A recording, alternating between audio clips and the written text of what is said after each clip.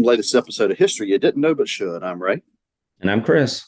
And this week, we're going to be hitting a very relevant topic. I like to think all our topics are relevant, but this is a very relevant topic. And that is, we're going to be looking at a little bit of the history of presidential conventions. And Chris, I think when we think about the election of 2024, this one's going to go down in history because of just how many turns and different twists we've had in this road getting to the 2024 presidential election.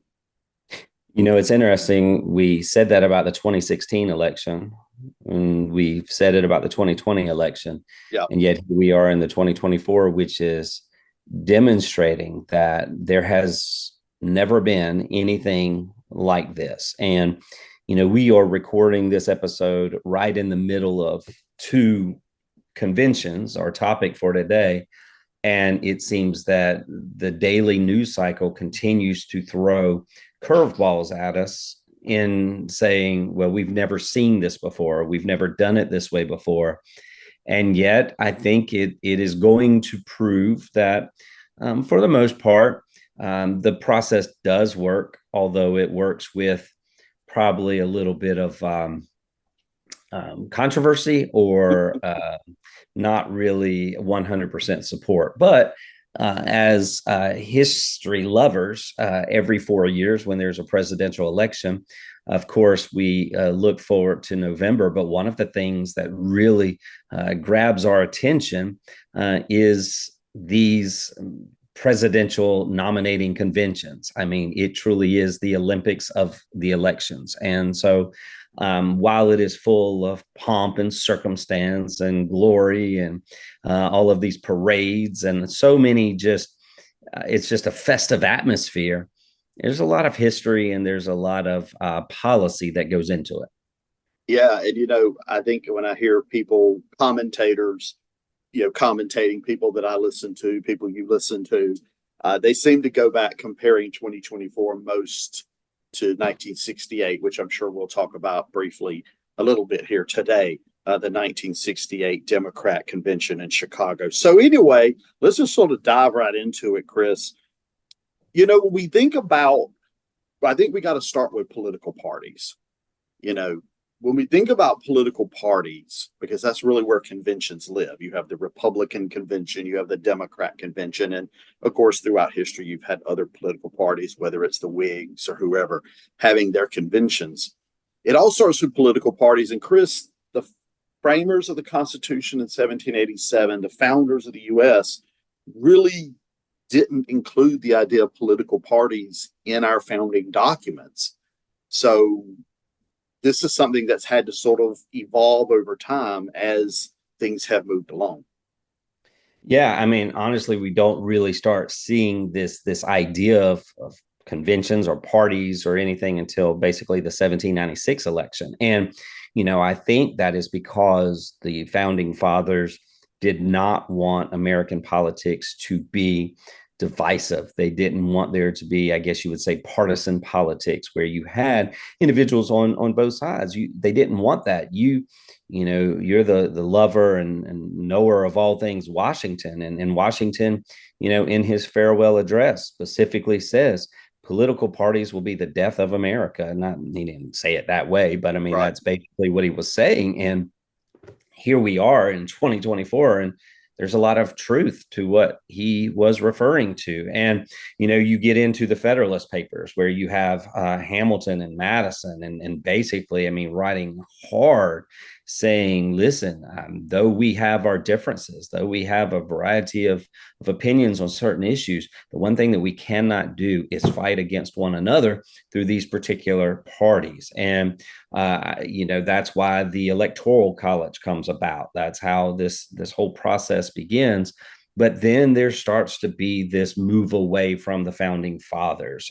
They couldn't help themselves. I mean, you've got Hamilton and Madison who basically say no parties, no parties, no parties, and they form their own parties. Yeah, one of the ironies of the founders is that most of them spoke out against the idea of political parties, yet they're the ones, interestingly enough, in the debates over ratifying the Constitution, who sort of formed the pre-prototype political parties in your Federalist and your Anti-Federalist. And then, of course, during the Washington administration, you have your Jeffersonians and your Hamiltonians, and you have two sides developing, which is pretty much the way it's been ever since. Now, of course, in those early days, they didn't have formal political parties. There certainly wasn't conventions or political parties the way we think about them today, but they definitely had their sides, and those sides sort of squared off against each other. And you mentioned, 1796, one of the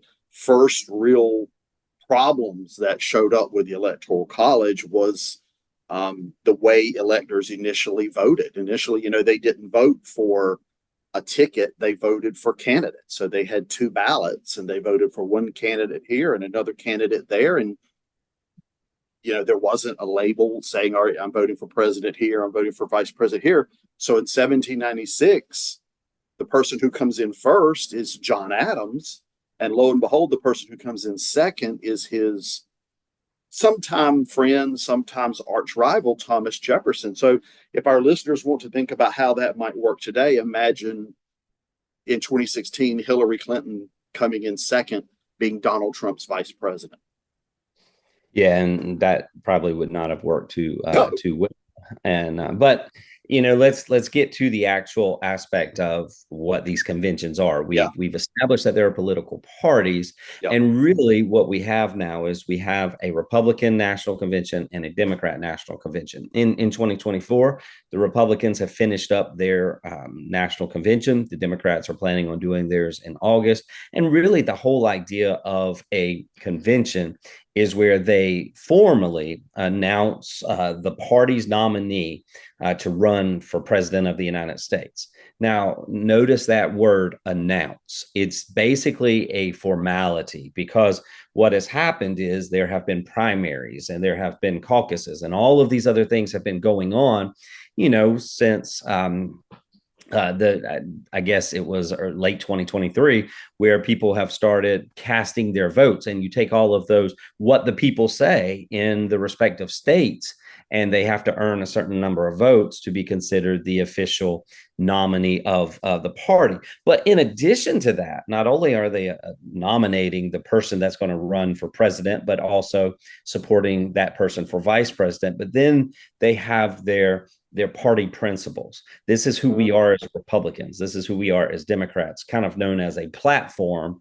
And then they have, when I was teaching this topic, that we would talk about the planks of the platform, the pieces of wood that make up the platform. These are the individual issues. Maybe it's guns, abortion, reproductive rights, whatever it might be. So they get together and basically have a celebration to announce to the world that for the Republicans, Donald Trump is going to be the presidential nominee. And for the Democrats, well, we'll have to wait and find out, I guess.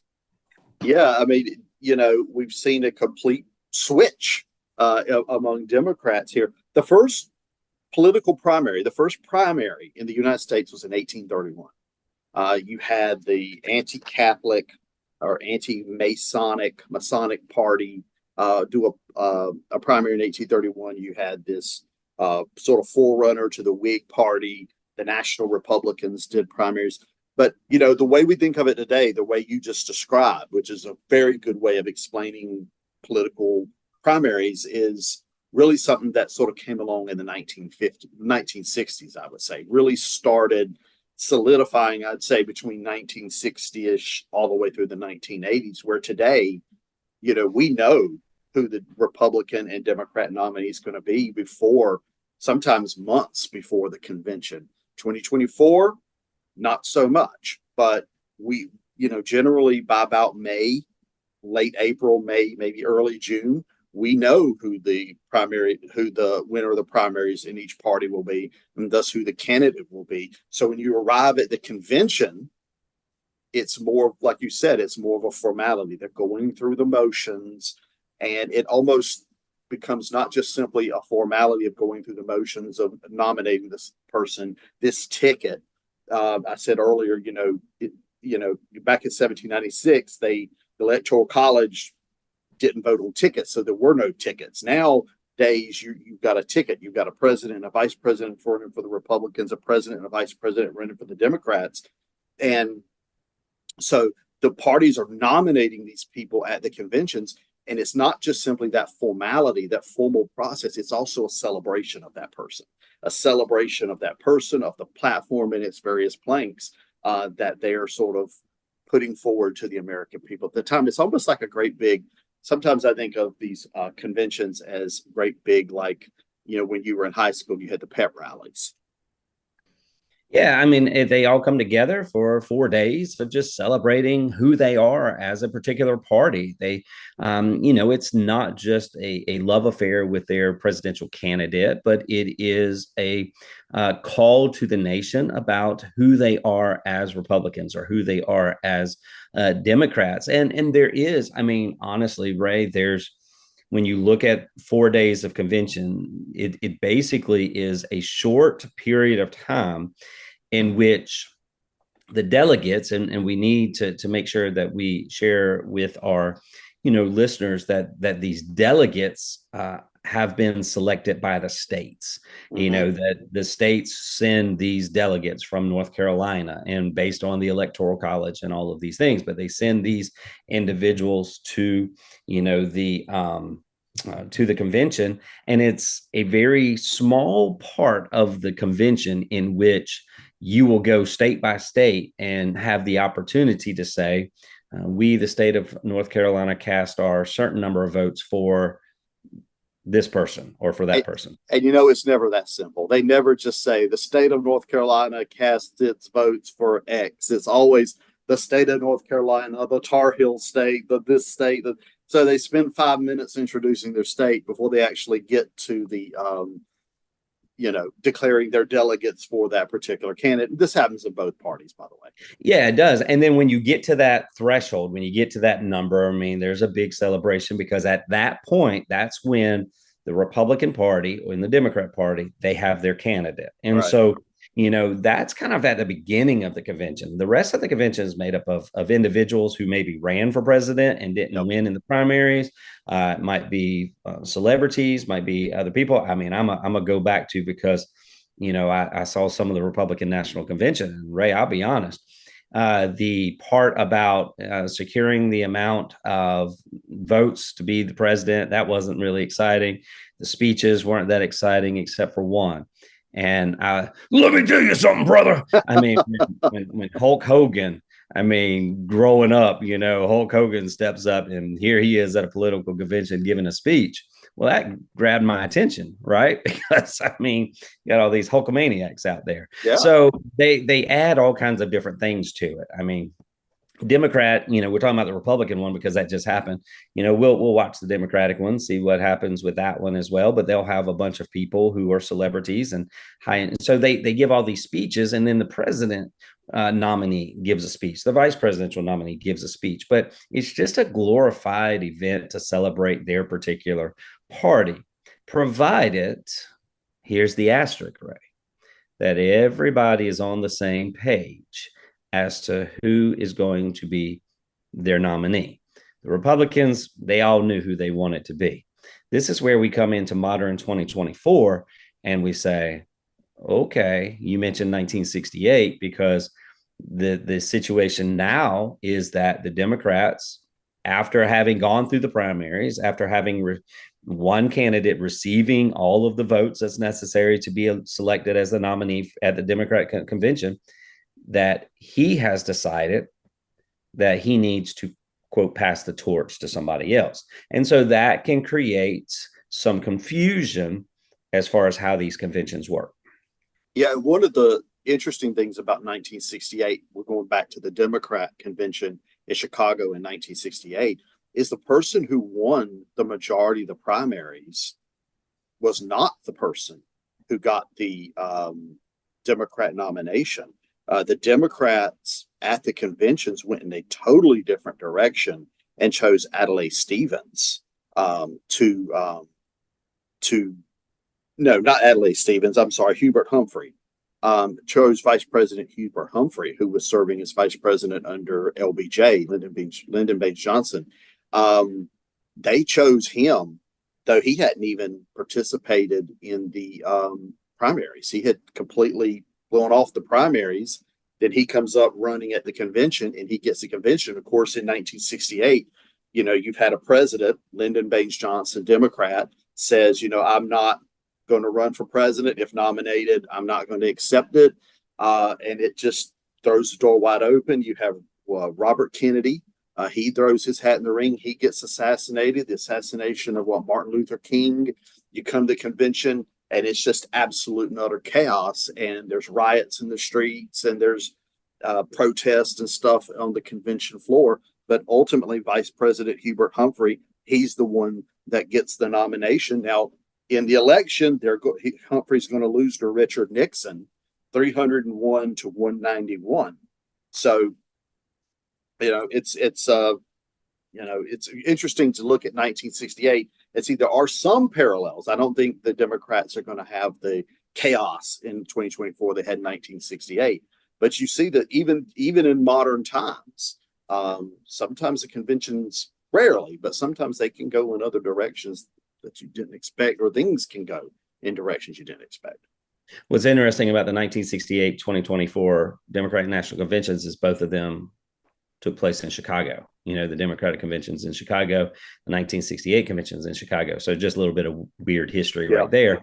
But here's the issue. And we're focusing on the Democrat National Convention right now because the news has caused us to talk about this, because from the first one in Iowa all the way up, people cast their vote for Joe Biden. The Biden-Harris ticket, if you will, but they cast it for Joe Biden to be their presidential nominee. So you've gone all the way through the election cycle, and you are bound to cast, if you did it in Iowa and you represent Iowa at the Democrat National Convention, then you are technically bound to cast your vote for the same person that you did back when you had your primaries. So, that's where we are right now. And it's called a pledged delegate. They are required to pledge. Now we have this thing in which we've talked about. The president has said, I'm not feeling it right now. He's doing what LBJ said. LBJ said in a little more frank manner. He basically told everybody what he thought about running again. But you now have another person. So it could have been a 1968 repeat all over if you had everybody throwing their hat in the ring, and people and that might still happen. We don't know. There's been a lot of talk of maybe not everybody's happy with the particular Kamala Harris, who is the vice president. And so maybe somebody throws their hat. But what you are now having is what's going to be maybe a brokered convention, and a brokered convention basically being a political party fails to choose a nominee on the first round of voting because everybody said they wanted Biden. And now you have to go back and redo that. I hope that makes sense, what we're trying to say. Don't blame us, because the conventions have always been just a big party, but now it's kind of turned into a lot of interesting things. And it seems that the Democratic National Party are trying to get ahead of things. They're going to do some new voting, I think, in August, and they're going to do it virtual to kind of, clear it up so that they can have that party atmosphere. But Ray, you kind of have to ask yourself, the Democratic National Convention or the Democratic Party runs on this idea of democracy, and every person has a vote and every person gets the right to have a vote. And so now you find this party kind of in a unique situation, because in essence, millions of people said they wanted Biden and haven't had the opportunity to publicly say they want Harris. Does that make sense? And so I'm not saying anything's wrong with either way, but I'm just saying that it creates just a little bit of a strain on that idea that your vote in March is going to matter in August.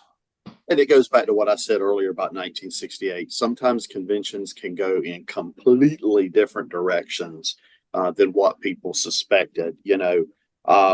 it also happened in 1952. I'd sort of gotten the dates mixed up earlier, but Adlai Stevens, he becomes the Democrat nominee in 1952. You got Hubert Humphrey in 1968. Neither one of them were involved in the primaries. Adlai Stevens lost the primaries. Humphrey didn't even involve himself. So I think the way we do them now, where you have everybody votes in the primaries, and that's sort of the way it ends up.